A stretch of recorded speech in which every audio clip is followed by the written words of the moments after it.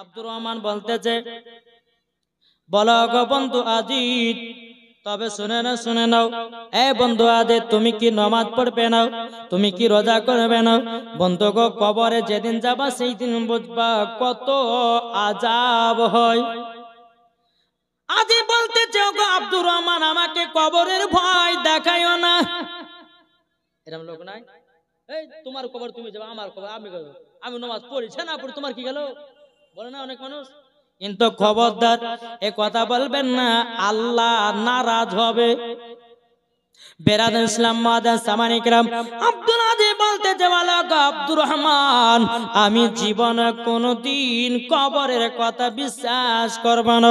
আব্দুর রহমান বলতেছে, গো তবে শুনে নাও, একদিন সবাইকে অন্ধকারে কবরে যেতে হবে, আর কবরের আযাব এটাই হলো সঠিক, এটাই হলো আপনার কিনা সঠিক। বেরাদার ইসলাম মাদার সামানি کرام, প্রত্যেকদিন আব্দুর রহমান তার বন্ধু আজিজকে বলে, কিন্তু বেরাদার কোনো মতেই বুঝে না।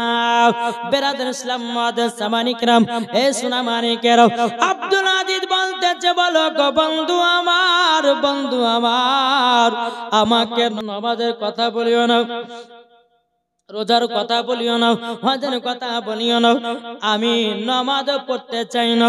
বেরাদার আব্দুর রহমান বাবাজি কি করেছে, তার বন্ধুকে একটা থাপ্পড় মেরে দিয়েছে। আব্দুল আজিজ, কেন তুমি এত বড় কথা বলেছ যে নামাজ পড়তে চাই না? এদিকে আব্দুর রহমান বলতেছে, বন্ধু কেন বললে বলো। আব্দুল আজিজ বলতে ওগো বন্ধু আব্দুর রহমান, তবে শোনো গো শোনো, যদি আমাকে কবরের আযাব যদি দেখাতে পারো, তাইলে পরে আমি ভালো পথে আসব। জোরে বলেন, বুঝে ভালো পথে নিয়ে আসবো। বেরাদার ইসলাম মাদার সামানি کرام, এ সোনা মানিকেরা, আল্লাহ পাক আল্লাহ তাআলা বলতেছে, আমার বান্দা বান্দীরা, তোমরা যদি নবীকে মহব্বত করে অন্ধকার কবরে যাও, ওই কবরে কোনোদিন সাপ আসবে না, ওই কবরে কোনদিন বেচ্চু আসবে না, ওই কবরে বাবাজি সোনা মানিকেরা কোন রকমের আযাব হবে না। বাবাজি মুসলমান ভাইরা, এ সোনা মানিকেরা, এবার বন্ধু আজিজকে নিয়ে বাবা কবরে গেছে। বন্ধু চলো তোমাকে কবর আযাব দেখাবো, জোরে বলেন। এই কবর আযাব মিথ্যা না সত্য? এটা জোরে বলেন, সত্য। বেরাদার বন্ধু আজিজকে বলতেছে, বলে বন্ধু ওই কবরের কাছে যাও। কবরের কাছে বাবা এক পা দুপা করে গেছে, বাবা এমন একটা কবরের চিৎকারের আওয়াজ শুনেছে, বাবাজি এ আজিজ জমিনে বেহুশ হয়ে গেছে। হয়ে যাও। আব্দুর রহমান বাবা পানি নিয়েছে, একটু চোখে মুখে ছিটা ছিঁড়ে নিয়েছে, বাবাজি ধেড়কে উঠে দাঁড়িয়ে গেছে। বাবাজি আব্দুর রহমান বলছে, বন্ধু কি ব্যাপার, তুমি অজ্ঞান হয়ে গেলে কেন? আব্দুল আজিজ বলছে, বলো গো বন্ধু আব্দুর রহমান, তবে শুনে নাও, আমি কবরের এমন একটা আওয়াজ শুনতে পেলাম, আওয়াজ শুনে আমি অজ্ঞান হয়ে গেছি। এ বাবাজি, আমার নবী মুস্তাফা সাহেবে লাউলাক নূরে মুজাসসাম, নবী কামলি মালা মক্কি ও সরদার আহমদ মুক্তার নবী মুহাম্মদ রাসূলুল্লাহ সাল্লাল্লাহু তাআলা আলাইহি সাল্লাম, তিনি বলতেছি, বলো গো আমার উম্মত উম্মতানেরা, যেদিন তোমরা কবরের আযাব যেদিন দেখতে পাবা, সেদিন তোমাদের কানে যদি শুনতে পাও, তোমরা সবাই বেহুশ হয়ে যাওয়া। কবরকে ভয় করো, আর যেই ব্যক্তি কবরকে ভয় করে বাবাজি তার দ্বারাতে কোনো গুনার কাজ বলতে কোনো জিনিস নাই। কবরের ভয় যদি থাকে নামাজও পড়বে, কবরের ভয় যদি থাকে রোজাও করবে, কবরের ভয় যদি থাকে হারাম খাওয়াও ছেড়বে, কবরের ভয় যদি থাকে সুদও খাবে না, মদও খাবে না, মিথ্যাও বলবে না। কি বলছে? আর কবরের ভয় যদি না থাকে, ওই মদও পান করবে, রোজাও করবে না, নামাজও পড়বে না। আমার কথা কি বুঝতে পারছেন? জি বাবাজি মুসলমান সোনা মানিক, আসুন তাহলে আমরা সকলে যেন নামাজ পড়তে পারি, নাকি বলছেন? কবরকে যেন ভয় করে চলতে পারি। বাবাজি যখন কবরে গেল, একটা কবরের আযাব চিৎকার শুনেছে, আব্দুল আজিজ অজ্ঞান হয়ে পড়ে গেছে। বন্ধু গো বন্ধু, এই কবরে কে আছে যে এত কবরে আওয়াজ? আব্দুর রহমান বলতেছে, বন্ধু তুমি কি জানো নাকি এই কবরে এত আওয়াজ কেন পেয়েছো? ওই ব্যক্তিদের কবরে এইরকমই আযাব হবে। আব্দুর রহমান বলতেছে, বলো গো বন্ধু আজিজ, তবে শুনে নাও, যে ব্যক্তির কবরে তুমি আওয়াজ পেয়েছো গো বন্ধু, এই বন্ধুটা, এই ছেলেটা দুনিয়াতে এমন খারাপ কাজে লিপ্ত ছিল, তার জীবনে গুনাহ আল্লাহ মাফ করবে না। বলে কি? বলে তার মা বাবাকে দুঃখ কষ্ট দিয়েছে। কাকে দিয়েছে? মা বাবাকে দুঃখ দিয়েছে। মা বাবাকে এক মুঠো ভাত দেয় না, মা বাবাকে গালিগালাজ করেছে, মা বাবাকে মারধর করেছে, মা বাবার কথা মতো চলে নাই। বাবাজি আমার আব্দুর রহমান বলছে, বলে বন্ধু আজিজ, ওই ভাইয়ের কবরে এতই আযাব। ও ভাই, মা বাবা হলে এক কিসিমের রব। আমি যতই বড় বক্তা হই না কেন, তুমি যত বড় ইমাম হও না কেন, মক্কা শরীফের যদি ইমাম হয় আর মাকে যদি মোহাব্বত না করে, ওই মক্কা শরীফের ইমামও জান্নাতে পাবে না। কি গো, এটা কথা বলেন। মা বাপকে কে কে ভালোবাসেন হাত তুলেন। এই যার হাত নামা থাকবে জানো যে ভালোবাসে না, হাত তুলেন। মা বাবাকে কে কে ভালোবাসে হাত তুলবেন না। এই মধ্যে কি গো, আপনার হাত তুলে দেখান তো, মা বাবাকে কে কে ভালোবাসেন, মাকে কে কে ভালোবাসেন? সুবহানাল্লাহ। এ বাবাজি মুসলমান ভাইরা, ওগো সোনা মানিকেরা, এদিকে বাবাজি বলতেছে, বলো গো বন্ধু আজিজ, এই ছেলেটার কবরে কত আযাব হতেছে, এই কারণে তার মা বাবাকে দুঃখ কষ্ট দিয়েছে। যখন বাবা কথা বলেছি, আজিজ জানো চোখের পানি জরা কান্না করতে লেগেছে। ওগো বন্ধু আব্দুর রহমান, আমি এই কারণে কান্না করতেছি জানি গো, আমার মাকে আমি দুঃখ দিয়েছি, আমার মাকে আমি মারধর করেছি, আমার মার কথায় আমি মানি না, তারই জন্য আল্লাহ পাক আল্লাহ তাআলা হয়তো মরার পরে এইরকম কবরে আযাব দিতে পারে। আব্দুর রহমান বলছে, বলো গো বন্ধু আজিজ, তবে শোনো, তুমি যদি তোমার মার কাছে ক্ষমা চেয়ে নিতে পারো, আল্লাহ তোমাকে ক্ষমা করে দিবে। তোমার মার কাছে যদি ক্ষমা না করো, আল্লাহ তোমাকে ক্ষমা করবে না। এ বাবাজি মুসলমান ভাইরা, ওগো আমার সোনা মানিকেরা, হ্যাঁ বলছে দে পাল। আহমদ দিয়েছে 500 টাকা। এখন কবি বলতে লিখেছে গজাল, শুনতে রাজি আছেন?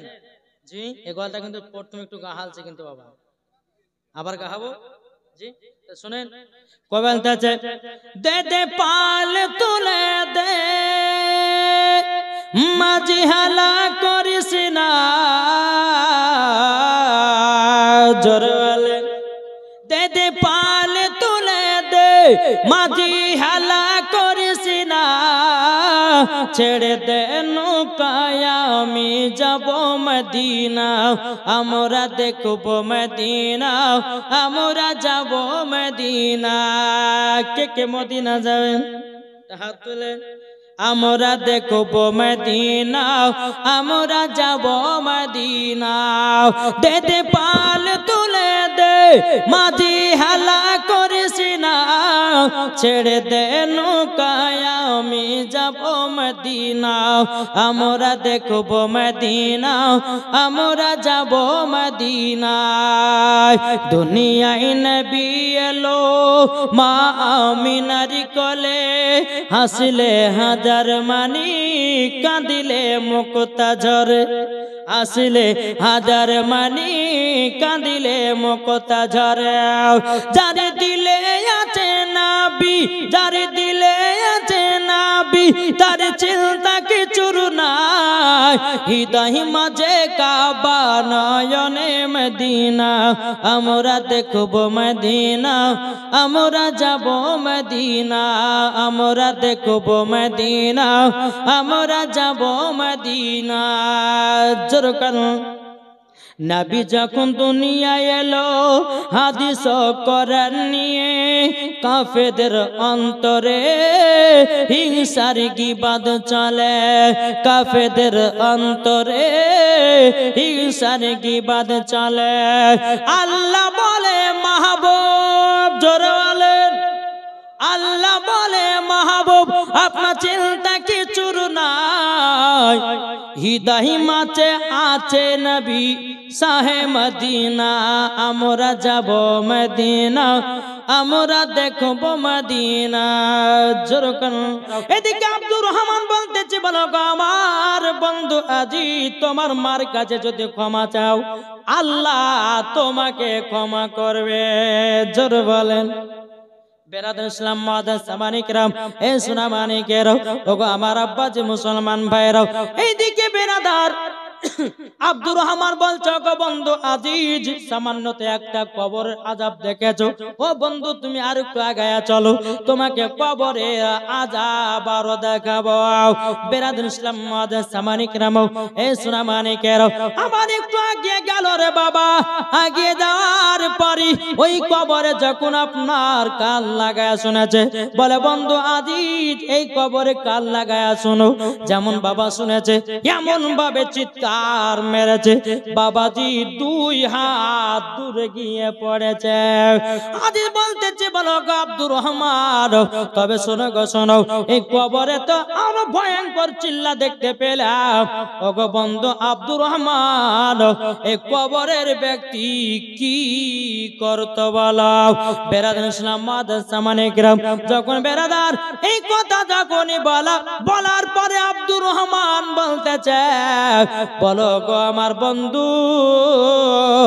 ওগো আমার বন্ধু তুমি কি কবরের আযাব শুনতে পেয়েছো আব্দুর রহমান যখন এই কথা বলা আব্দুল আজিজ বলতেছে বলো গো বন্ধু তবে শুনে নাও আমি কবরের আযাব এটা জানো আরো ভয়ঙ্কর চিল্লা দেখতে পেলাম ওগো বন্ধু আমার এই কবরে কে এমন গুনাহগার শুয়ে আছে যে কবরে এতটা আযাব হতেছে বেরাদার ইসলাম মাদার সামানিকরাম যখন বাবাজি এই কথা বলার পরে এদিকে আব্দুর রহমান বলতেছে বলো গো আমার বন্ধু তবে শুনে নাও এই কবরে এমন একজন ব্যক্তি আছে মদ পান করত জিনা করত এবং কিনা আপনার কিনা মদ খেয়ে বেড়াতো সুদ খেত জীবনে কোনোদিন সত্য কথা বলতো না তারই জন্য এই কবরে এতটাই আযাব বেরাদার ইসলাম মাদার সামানিকরাম এ সোনা মানিকেরাও যখন বেরাদার আব্দুর রহমান বলতে গো বন্ধু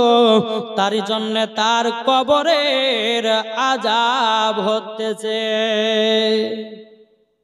বাবাজি সোনা মানিক তো আব্দুর রহমান যখন এই কথা বলা আব্দুল আজিজ বাবাদের চোখের পানি ফেলে কান্না করতে লেগেছে ওগো বন্ধু আমার আমিও তো মদ পান করি আমিও তো কত রকমের হারাম খাবার খেয়েছি ও বন্ধু আব্দুর রহমান তাইলে কি আমার কবর এইরকম আযাব হবে আব্দুর রহমান বলতে বলো গো বন্ধু তবে শুনো গো শোনো তুমি যদি আল্লাহর কাছে ক্ষমা প্রার্থনা চেয়ে আল্লাহ পাক আল্লাহ তাআলা যদি মনে করেন ক্ষমা করে দিতে পারেন জোরে বলেন না সুবহানাল্লাহ বেরাদার ইসলাম মাদার সামানিকরাম আমার আব্দুর রহমান বলতে বলো গো আব্দুল আজিজ তবে শোনো গো আর একটু আগিয়ে চলো আর একটা কবর আযাব দেখতে পাবো আবার যখন একটু কানে আগিয়ে গেছেন আগিয়ে যাওয়ার পরে বেরাদার একটা কবরে বিশাল বড় গর্ত বেরাদার আব্দুল আজিজ বলতে জগবন্ধু আব্দুর রহমান এই কবরে এত গর্ত কেন এই কবরটা এলোমেলো হয়ে পড়ে আছে কেন আব্দুর রহমান বলতেছে বলো গো বন্ধু তবে শুনে নাও পড়ার কারণটা হলে এটাই যে ব্যক্তি কবরে শুয়ে আছে জীবনে বহুত মিথ্যা কথা বলেছে ও ভাই জীবনে কোনোদিন মিথ্যা কথা বলবেন না যদি মিথ্যা কথা বলেন বাবা যে মুসলমান ভাইরা মরার পরে জান্নাতি হওয়া যাবে না তখন বাবা আব্দুর রহমান বলছে ওকে বন্ধু এই যে ব্যক্তির কবরে এত গর্ত দেখতেছো তুমি কি জানো নাকি এই ব্যক্তিটা কত দুনিয়ায় পাপের কাজ করেছে মিথ্যাও বলতো এবং কিনা কত রকমের চিটারি করে বেড়াতো মুনাফিকি কাজ করতো আর এই মুনাফিকি কাজটা কিন্তু এখন প্রত্যেকটা মুসলমানই করছে না বাবাজি সোনামানিক, মুনাফিক কাকে বলে জানেন? এই জানা আছে? জানা নাই? চলেন, মুনাফিক ওদেরকে বলা হয় যে একজনের নামে গিবাত গাহা। মানে দেখেন, এখন আমরা এই দুজন আছি, তা আপনি বলছেন যে ওই মৌলভী সাহেব বলেছে মৌলানা ওবায়দুল ইসলাম জামালি খুব বদমাশ গো, আমার সামনে কিন্তু আমার কথাটা কিন্তু ইনার সামনে গাছে, আর উনার কাছ থেকে যখন আমার কাছে এসেছে তখন বলছে যে রে আমাদের ইমাম সাহেব খুব বদমাশ, আপনাকে গালি গালাজ করেছে। মানে আমার খারাপ কথা ওকে বললো, আর ওনার খাবারের কথা আমাকে বললো। তার মানে আমিও বলিনি, উনিও বলিনি, ওই মধ্যে থেকে বাড়িয়া বলেছে। তাহলে ওই ব্যক্তিকে বলা হয় মুনাফিক। আর মুনাফিক যারা করবে বেরাদার, যারা গীবত হবে, আপনাদেরকে একটা কথা বলবো, ইমামদেরকে মোহাব্বত করেন, ইমামদেরকে ভালোবাসেন। আমার আল্লাহ পাক বলতেছে যারা ইমামকে মোহাব্বত করে, যারা ইমামদেরকে ভালোবাসে, আল্লাহ বলে তারাই মরার পরে জান্নাতি হবে। এখন প্রত্যেকটা ইমামদের বাবা বেতন কম নাকি গো? বেতন কম কি কম না? কম। এখন বাবা আপনাদের মসজিদের ইমামের বেতন মানে মাসে 12,000 দেয়, 4,000। লজ্জা করা দরকার গো। হ্যাঁ, ইমামের বেতন এত কম হবে কেন? আমরা এমন মুসলমান হলাম, ইমামের বেতন কমিয়ে দিয়েছি। আচ্ছা বলুন, মাসে 5,000 টাকা বেতনের সংসার চলবে কি গো? চলবে? তাহলে মানুষ এটা নিয়ে কেন, আপনার মানুষ এই জিনিসটা নিয়ে ভাবে না কেন? কিসের জন্য ভাবে না? আর দেখেন, আমি যে মাদ্রাসা পড়াশোনা করতাম প্রায় তলবে ইলমের অবস্থায়, তো একটা মাদ্রাসায় পড়াতাম, পড়তে যেতাম, আর সকল বাবা 5 ওয়াক্ত একটা মসজিদে নামাজ পড়াতাম। তখন বাবা আমাদের বেতন ছিল মাসে 1500 টাকা। কত বললাম? 1500। তা আচ্ছা বলেন, এই 1500 টাকাতে কিছু হবে? আর তখন তালিব ইলমের জামানায় 1500 মানে বিশাল ব্যাপার, ঠিক কিনা? বেরাদার ইসলাম মুআদ্দাস সামানি কিরাম, এগুলা মহিলারা দিয়েছে না? এই দেখেন, মা বোনেরা দিয়েছে, তবে কিন্তু এখনো পাওয়া যাবে নাকি বলছেন? এই তো লক্ষ্মী ভান্ডার টাকা লাই, মানে বিড়ি বাঁধা। হ্যাঁ, এগুলা বিড়ি বাঁধা টাকা। আচ্ছা আপনাদের এদিকে মা বোনের বিড়ি বাঁধে কি বাঁধে না? বাঁধে না? আমাদের সে কালিয়াচক মালদাহার দিকে বাঁধে বাবা। জি, তো বাবাতে মুসলমান, যাই হোক, মহিলারা মা বোনদেরকে বলি, মা বোনেরা আপনার সামনে একটু আগে চলেছেন তো, মা চলেছেন। বেরাদার ইসলাম মুআদ্দাস সামানি কিরাম, তো কি হতে জানেন তো, ইমাম সাহেব তখন বেতন ক টাকা ছিল বললাম? 1500 টাকা। একদিন সভাপতি সাহেবকে বলছি, সভাপতি ভাই আপনি আর 500 টাকা বাড়িয়ে দেন না? তো সভাপতি, ইমাম সাহেব আপনাদের টাকাতে বরকত আছে, যান। ইমামের টাকাতে বরকত আছে, 5,000 হলো বরকত, 2,000 থাকলে বরকত। বাহারামের স্ত্রী তার মার নামে দিয়েছে 500 টাকা। আল্লাহ তিনার দানকে কবুল করুন। তো বাবাতে মুসলমান সোনা মানিক, আমি বাবা কিছু বললাম না। একদিন হঠাৎ করে কিন্তু সভাপতি সাহেব 500 টাকা নিয়ে বলছে, ইমাম সাহেব এই 500 টাকা নেন, একটু ফাতিহা করেন, আমার বিটি চাকরি পরীক্ষা দিতে গেছে, পরীক্ষা যেন পাস করে আর যেন চাকরি পায়, আর আমার বিটির বেতন যেন মাসে 40,000 টাকা হয়। চিন্তা করেছেন? ইমামের বেতন নিবে 5,000 আর বিটির বেতন নিবে 40,000। আচ্ছা ঠিক আছে, আজ মসজিদে থাকবো, নাহলে বিদায় নিব। আল্লাহ গো, সভাপতি সাহেবের বিটি পরীক্ষা দিতে গেছে, আল্লাহ এই সভাপতি সাহেবের বিটিকে আল্লাহ গো তুমি পরীক্ষা পাস করে দিও, এবং আল্লাহ তার বিটি যেন চাকরি পায়, আর তার বেতন যেন আমার মতন বেতন হয়। যখন সভাপতি বাবা ইমাম সাহেব আপনাকে 500 টাকা দিলাম, আর আপনি বলছেন আপনি 500 টাকা আপনাকে দিলাম, আর আপনি বলছেন যে আমার বিটির বেতন যেন আপনার মতন হয়। মানে আপনি বলেছেন ইমামের টাকাতে বরকত আছে, আর দেখবো ইমামের টাকা কত বরকত, আমার টাকাটা আপনার বিটিকে দেব, আর আপনার বিটির টাকাটা আমি নেব, দেখি কত বরকত। লালনগরের বেগম দিয়েছে 500 টাকা। আল্লাহ তিনার দানকে কবুল করুন, আল্লাহ তিনার দানকে কবুল করুন। বেরাদার ইসলাম মুআদ্দাস সামানি কিরাম, তো বাবাজি একটা কথা বলবো, ইমামদের বেতন বাড়ান, আল্লাহ ভালোবাসবে। ইমামদেরকে ভালোবাসুন, আল্লাহ ভালোবাসবে। ইমামদেরকে সম্মান করুন, আল্লাহ ভালোবাসবে।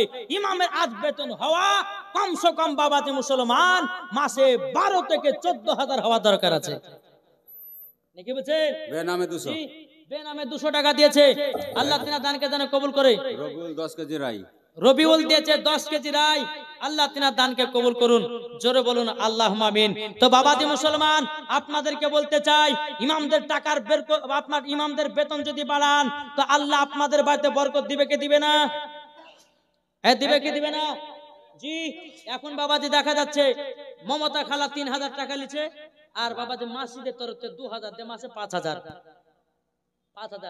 ইমামের হক মেরে খাওয়া হচ্ছে ইমামের সম্পূর্ণ হক মেরে খাওয়া হচ্ছে বাবাজি কমসে কম একটা ইমামের বেতন 10,000 টাকা করতে হবে নাকি বলছেন করবেন তো নাকি কি করবেন না বাবাজি মুসলমান সোনা মানিক এখন এই কথা বলতে গেলে বাবাজি মানুষ এত রাগান্বিত হয় বলে হুজুর আপনাকে দেখতে হবে না কিন্তু বাপ আপনাদের ভালোর জন্য আমি বলতেছি কেন না দেখেন ইমামকে সব কাজের জন্য দেখতে হয় ইমামকে সব কাজে 5 ওয়াক্ত নামাজ পড়াবে ইমাম জুম্মার নামাজ পড়াবে ইমাম ঈদের নামাজ পড়াবে ইমাম বকরা ঈদের নামাজ পড়াবে ইমাম বাপ যদি মারা যায় জানাজা কে পড়াবে ইমাম তাহলে ইমামের বেতন কম হওয়া দরকার না বেশি হওয়া দরকার আছে একটু চেষ্টা করবেন ভাই ইমামদের বেতন বাড়ার চেষ্টা করবেন যাই হোক ব্রাদার একটা নাত রাসূল বলে আমার বক্তব্য সমাপ্ত করব একবার দূর বলুন আল্লাহুম্মা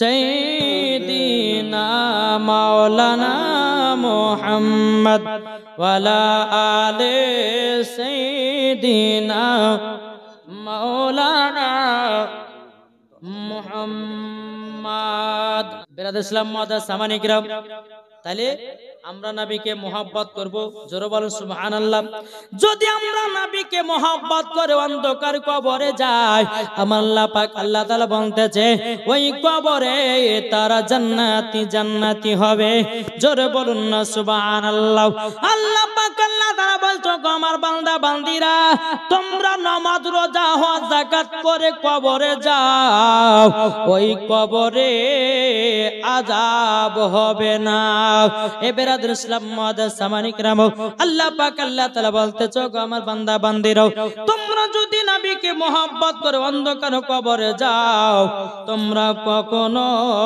মরার পরে জাহান্নামে যাবে না জান্নাতি হওয়া যাবে তাই কবি বলতেছে একই দিন তোমারি নাম মসজিদে হবে এলান ঠিক না একই দিন তোমারি নাম মসজিদে হবে এলান একই দিন তোমারি নাম মসজিদে হবে এলান তৈরি থেকো তৈরি রাখো তৈরি রেখো তৈরি থেকো একদিন তোমার না হবে লাশ একদিন তোমারি নাম মসজিদে হবে এলান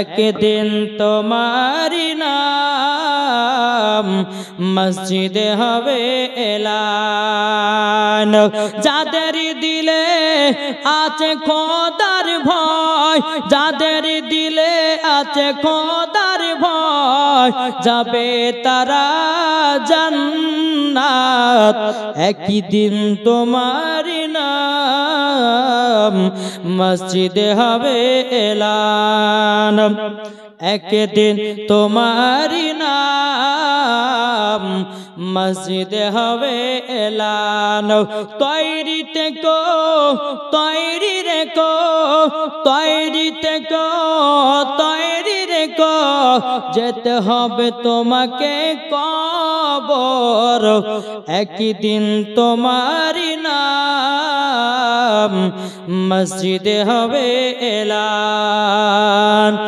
একদিন তোমারি নাম মসজিদে হবে এলান ঠিক না বাবাজি মুসলমান ভাইরাও নবীকে যদি মোহাব্বত করতে হয় হযরত উমর ফারুকের মতো করো জোরে বলেন নবীকে যদি মোহাব্বত করতে হয় হযরত উসমান গনির মতো করো, নবীকে যদি মোহাব্বত করতে হয় হযরত আবু বকর সিদ্দিকের মতো করো, নবীকে যদি মোহাব্বত করতে হয় রে বাবা এই সোনামানিকেরা হযরত বেলালের মতো করো, মরার পরে জান্নাতি হয়ে যাবে। এই বেরাদর ইসলাম মুআজ্জাজ সামানিকরা, আজ আমরা মুসলমান, আমরা নবীর সুন্নাতকে মানতে পারছি না রে বাবা। মার থেকে আসলো কিন্তু আমাদেরকে বাবা ভাত খাবার সময়তে বিসমিল্লাহ বলতে হয় কি হয় না? আহসেন দিয়েছে 200 টাকা, আল্লাহ দেনাকা দিয়েছে 1 বস্তা সিমেন্ট, মঞ্জে বেবে দিয়েছে 150 টাকা।